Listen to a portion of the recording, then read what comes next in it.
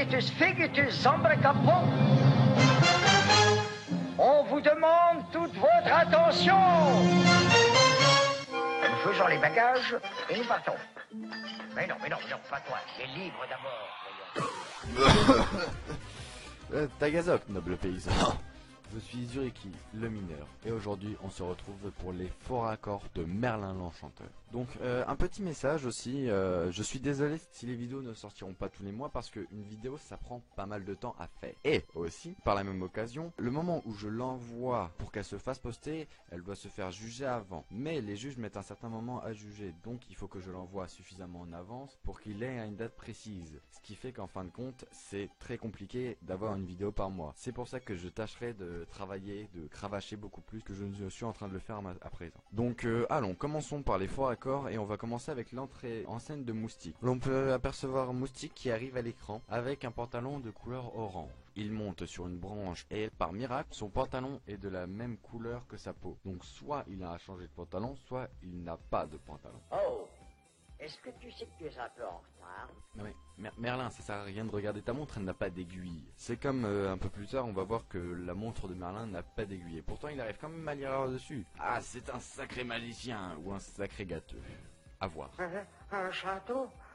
Un château. Le fort accord de la musique se trouve un petit peu au début, vers les 12 minutes 53. Au moment où Merlin fait sa musique, le sucrier fait tomber sa cuillère et son couvercle. Mais il arrive à les traverser par en dessous alors qu'elle est tombée sur la table. Donc, c'est magique. C'est comment qu'elle m'avait dit. Une abonnée ou un abonné, je sais plus, m'avait dit c'est la magie de Disney. Ouais, enfin bon, la magie là elle est très très forte quand même. Tu vas faire apparaître de la neige, je veux bien. Passer sous une cuillère alors qu'elle est sur une table, beaucoup moins. Vers 17 minutes 32, le Seigneur Hector se fait du mouron pour Moustique. Et quand Moustique arrive, Hector le dispute et l'envoie voir la cuisinière. Et ensuite ils font la présentation avec Merlin. Donc Hector demande mais qui êtes-vous donc je veux dire, vous? à Archimède, puis ensuite à Merlin. Et l'on peut bien voir qu'il y a une tête de différence entre Merlin et Hector. Et pourtant quelques scènes après, on peut voir que Hector fait à peu près la même taille que Merlin. On voit que Merlin peut changer sa taille à volonté. Ah mais non, mais disparaît pas, mais... Et voilà, il s'est vexé. Donc, en faisant un petit bond dans le film, et à la fin de la deuxième musique de Merlin, un gros brochet arrive pour tenter de manger Arthur. Mais il arrive à s'en sortir, mais projette Merlin dans un casque. On peut voir les lunettes ici se poser sur le casque. Et quand Arthur arrive, on peut voir que les lunettes ont glissé par terre. Donc je me dis ça, mais après ça peut être une bizarrerie aussi. Donc maintenant on va faire un grand bond dans le temps pour encore une musique de Merlin. Au niveau des écureuils ce coup-ci. Donc Merlin commence à chanter, il dénonce Moustique pour que la petite écureuil rousse batifole avec. Et au moment où Merlin fait une sorte de coucou, on peut apercevoir ses deux mains, sachant qu'avant il avait une noisette. Et qu'après cette scène-là, il va retrouver sa noisette. Maintenant on va entamer le sujet récurrent de cet épisode qui sera légèrement court. On va entamer le problème récurrent, les lunettes de Merlin. Donc on va entamer un petit débat sur comment sont les lunettes de Merlin. Donc est-ce qu'il y a des broches à côté ou est-ce qu'il y en a pas? Parce que là quand il est en écureuil, il en a pas. Et lorsqu'il se fait pousser violemment par la madame écureuil, on voit ces broches de lunettes qui sont un peu dans tous les sens. Et ensuite quand il tente de s'enfuir, bah il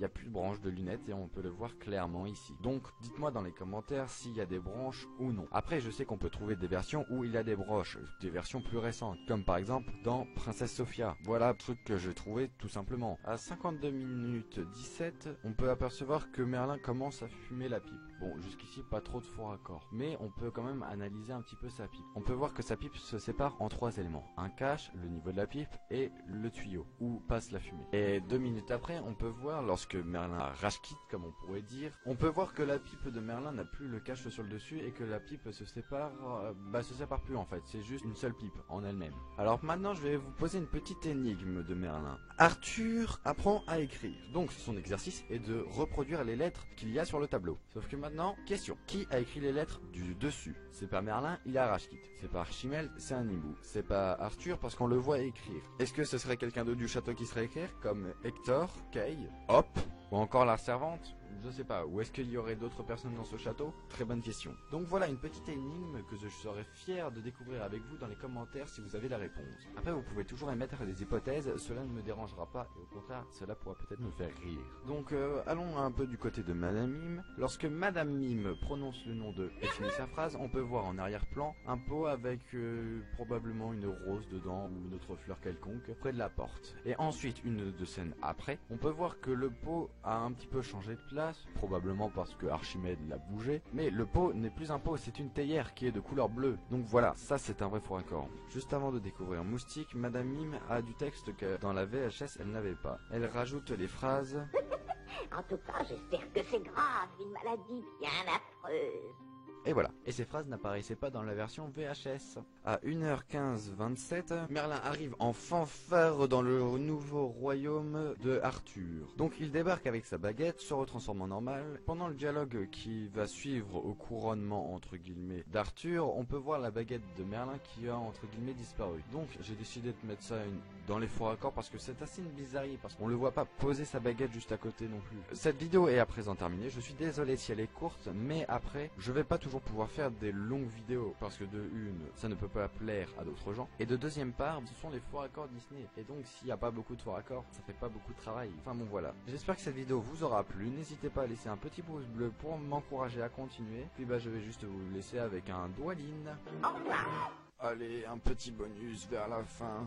Quand Hector déboule dans la cuisine, on peut voir vite fait son armure à ce niveau-là. Et ben regardez un peu plus loin. Et ben voilà. Elle se sépare désormais en 3 parties.